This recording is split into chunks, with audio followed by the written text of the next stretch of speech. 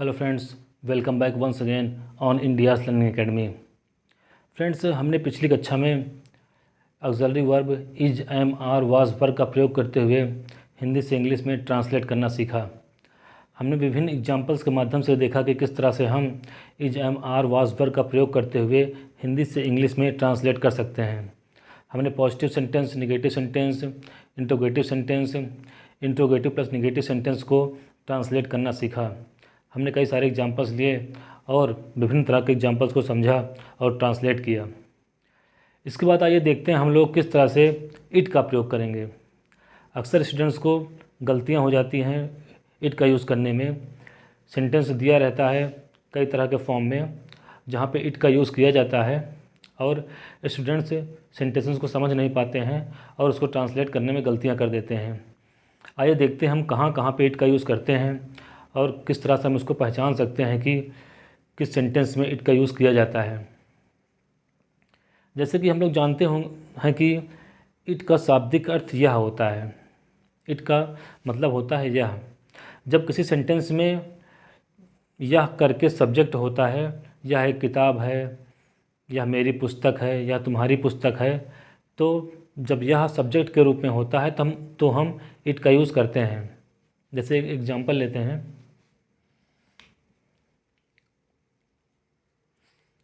यह मेरी किताब है।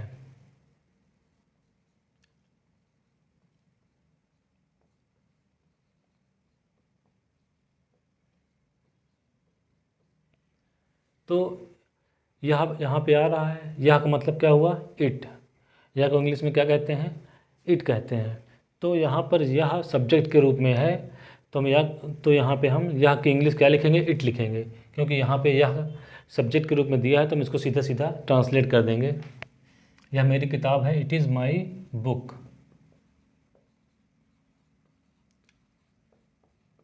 It is my book. यह मेरी किताब है, इट इज़ माई बुक। यह तुम्हारी किताब है, इट इज़ योर बुक। तो ऐसे सेंटेंस जिसमें यह करके दिया रहता है सब्जेक्ट के रूप में, उसको तो हम बड़ी आसानी से ट्रांसलेट कर लेते हैं इट का यूज़ करके। लेकिन कभी कभी ऐसे सेंटेंस आते हैं जिनमें कि यह नहीं दिया रहता है। हमको सेंटेंस के भाव को समझ करके इट का यूज़ करना होता है। जैसे आइए देखते हैं कि कहाँ कहाँ पे इट का यूज़ हम करेंगे, किस किस कंडीशंस में इट का यूज़ करेंगे। इट का प्रयोग समय व्यक्त करने के लिए होता है। ऐसे सेंटेंस जो समय व्यक्त करते हैं वहाँ पे हम इट का प्रयोग करते हैं। जैसे 5 बजे हैं, शाम हो गई है, आज सोमवार है, मौसम के लिए भी करते हैं। पहला समय व्यक्त करने के लिए करते हैं। सेकंड नंबर पे है दिन व्यक्त करने के लिए। जब दिन को व्यक्त करना होता है तब भी हम क्या करते हैं? इट का प्रयोग करते हैं सब्जेक्ट के रूप में। आज सोमवार है, आज मंगलवार है, आज रविवार है। तो जहाँ पे दिन को व्यक्त करना होता है वहाँ पर भी हम क्या करते हैं? इट का यूज़ करते हैं। इसी तरह से मौसम को व्यक्त करने के लिए, महीने को व्यक्त करने के लिए, जोर देने वाले वाक्यों में मौसम या प्राकृतिक घटना को व्यक्त करने के लिए इट का यूज़ करते हैं। फ्रेंड्स, ऐसे वाक्य, इस तरह के वाक्य ऐसे होते हैं जिनमें कि सब्जेक्ट का पता नहीं होता है। ये जो एग्जांपल्स हैं जहाँ पे इट का यूज़ किया जाता है, तो ये ऐसे सेंटेंस हैं जहाँ पे हमें सब्जेक्ट नहीं मालूम होता है। तो इन सब कंडीशंस में जहाँ पे सब्जेक्ट हमें ना मालूम हो और ये सब कंडीशंस हों, वहाँ पे इट का यूज़ करते हैं। जैसे समय व्यक्त करने के लिए 5 बजे हुए हैं, 5 बजे हैं, तो क्या हुआ? इसमें क्या है? 5 बजे हैं। इस सेंटेंस में क्या है कि सब्जेक्ट का पता नहीं चल रहा है। 5 बजे हैं, कौन काम कर रहा है, किसके द्वारा काम किया जा रहा है, हमें कुछ नहीं मालूम चल रहा है। तो यहाँ पे हम क्या करेंगे? सब्जेक्ट के रूप में इट का यूज़ करेंगे। तो पहली कंडीशन है समय व्यक्त करने के लिए जहाँ पे हमें सब्जेक्ट ना मालूम चल पाता हो, जहाँ पे हमें सब्जेक्ट का मालूम नहीं चल रहा होता है, वहाँ पे इट का यूज़ करते हैं। तो समय व्यक्त करने की कंडीशन में 5 बजे हैं, तो समय व्यक्त करने के लिए क्या यूज़ करेंगे? इट का यूज़ करेंगे। शाम हो गई है, यहाँ पर भी क्या है? सब्जेक्ट नहीं मालूम चल रहा है, तो यहाँ पर भी क्या करेंगे? हम इट का यूज़ करेंगे। 5 बजे हैं, इट इज़ 5 o'clock। बजे के लिए क्या लिखते हैं? o'clock लिखते हैं। बजे की इंग्लिश क्या लिखते हैं? o'clock लिखते हैं। 5 बजे हैं, इट इज़ 5 o'clock। शाम हो गई है, इट इज़ इवनिंग। तो पहली कंडीशन क्या है, इट का प्रयोग हम वहाँ करते हैं जहाँ पे समय व्यक्त किया जाता है, समय को व्यक्त करने के लिए। 5 बजे हैं, इट इज़ 5 o'clock, 6 बजे हैं, इट इज़ 6 o'clock, 7 बजे हैं, इट इज़ 7 o'clock, 7:30 बजे हैं, it is 7:30, it is 7:30, it is 30:30। तो इस तरह से सेंटेंस को ट्रांसलेट करते हैं जब समय व्यक्त करने के लिए यूज़ किया जाता है और सब्जेक्ट हमें नहीं मालूम चल रहा होता है, तो वहाँ पे हम इट का यूज़ करते हैं। It is 5 o'clock, it is 6 o'clock, it is 7:30, it is 8:30, it is 9 o'clock। शाम हो गई है, शाम हो गई, ये भी क्या है, समय व्यक्त कर रहा है सेंटेंस, शाम हो गई है, इट इज़ इवनिंग। दूसरी कंडीशन है दिन व्यक्त करने के लिए। ऐसे सेंटेंस जो दिन व्यक्त करते हैं वहाँ पर भी हम क्या करते हैं, इट का यूज़ करते हैं सब्जेक्ट के रूप में। आज सोमवार है, इट इज़ मंडे टुडे। आज मंगलवार है, इट इज़ ट्यूसडे टुडे। आज गुरुवार है, इट इज़ थर्सडे टुडे।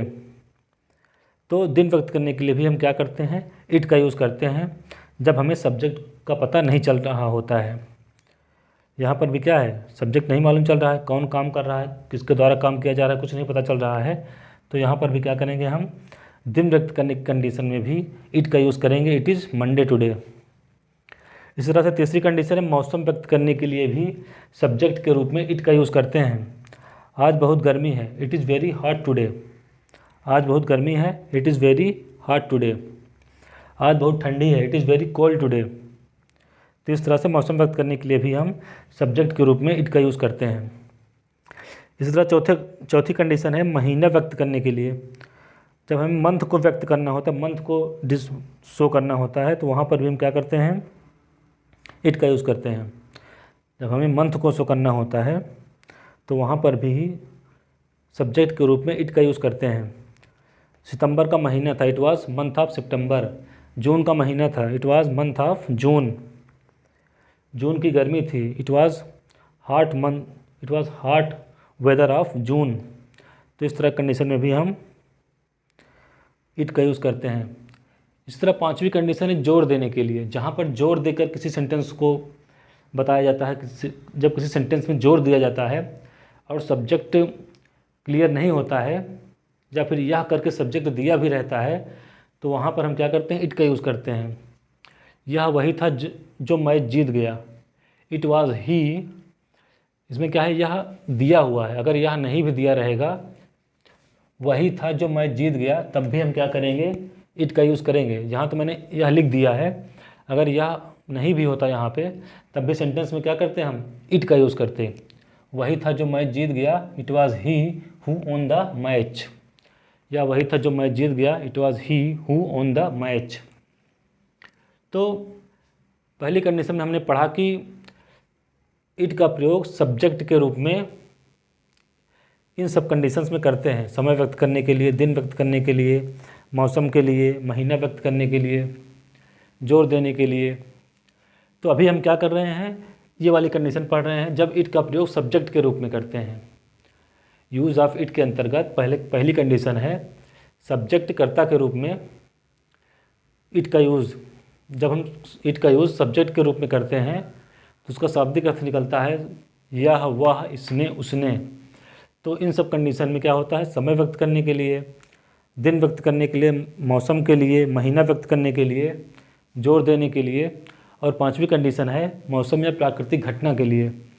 जब मौसम या प्राकृतिक घटना के बारे में बताना होता है तब भी हम क्या करते हैं, सब्जेक्ट के रूप में क्या करते हैं, इट का यूज़ करते हैं।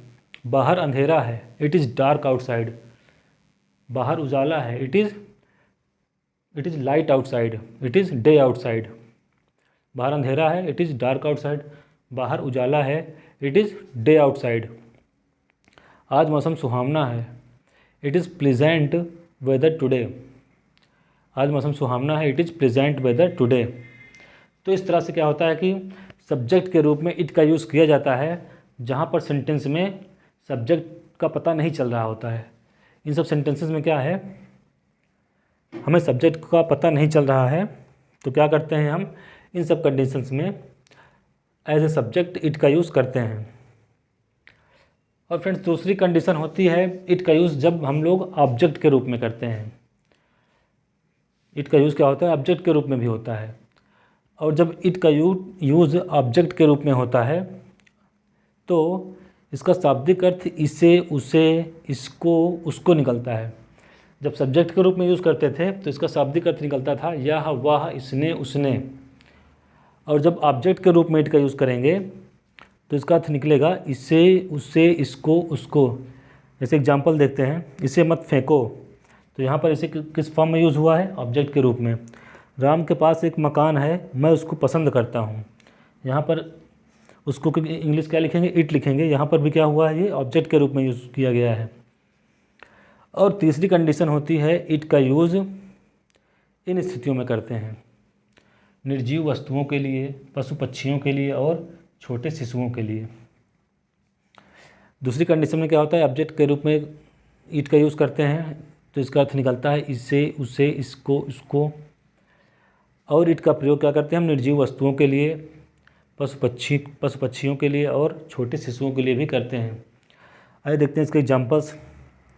यह मेरा बच्चा है, इट इज़ माई बेबी। छोटे शिशुओं के केस में क्या करते हैं? इट का यूज़ करते हैं। मेरा बच्चा यहाँ पे क्या है? एक छोटा शिशु है, छोटा बच्चा है, तो क्या करेंगे हम? इट का यूज़ करेंगे। यह मेरा बच्चा है, इट इज़ माई बेबी। यह मेरा कुत्ता है, इट इज़ माई डॉग। इसे मत फेंको, डू नॉट थ्रो इट। यहाँ पर इसे का यूज़ किसके रूप में किया गया है? ऑब्जेक्ट के रूप में किया गया है। इसे मत फेंको, do not throw it. Ram के पास एक मकान है, मैं उसको पसंद करता हूँ। Ram has a house, I like it. यहाँ पर भी क्या किया गया है? उसको को इट लिखा गया है, उसको का यूज़ किया गया है ऑब्जेक्ट के रूप में। सो फ्रेंड्स, ये सब कंडीशंस किसके लिए थी? इट के लिए।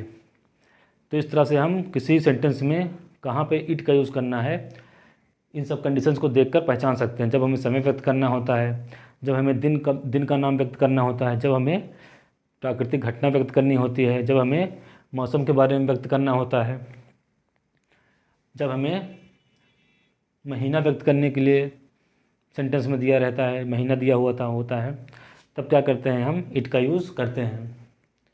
इट का यूज़ करते हैं सब्जेक्ट के रूप में करते हैं, कर्ता के रूप में करते हैं, ऑब्जेक्ट के रूप में करते हैं। और इट का प्रयोग करते हैं हम निर्जीव वस्तुओं, पशु पक्षियों और छोटे शिशुओं के लिए यूज़ करते हैं।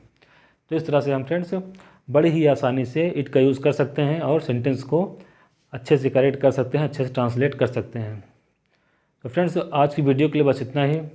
वीडियो को लाइक करिए, सब्सक्राइब करिए और पढ़ते रहिए ताकि आपकी इंग्लिश इंप्रूव होती रहे। मैं आगे और अच्छे वीडियोज़ डालता रहूँगा। आज की वीडियो के लिए बस इतना ही। Thank you so much for joining me.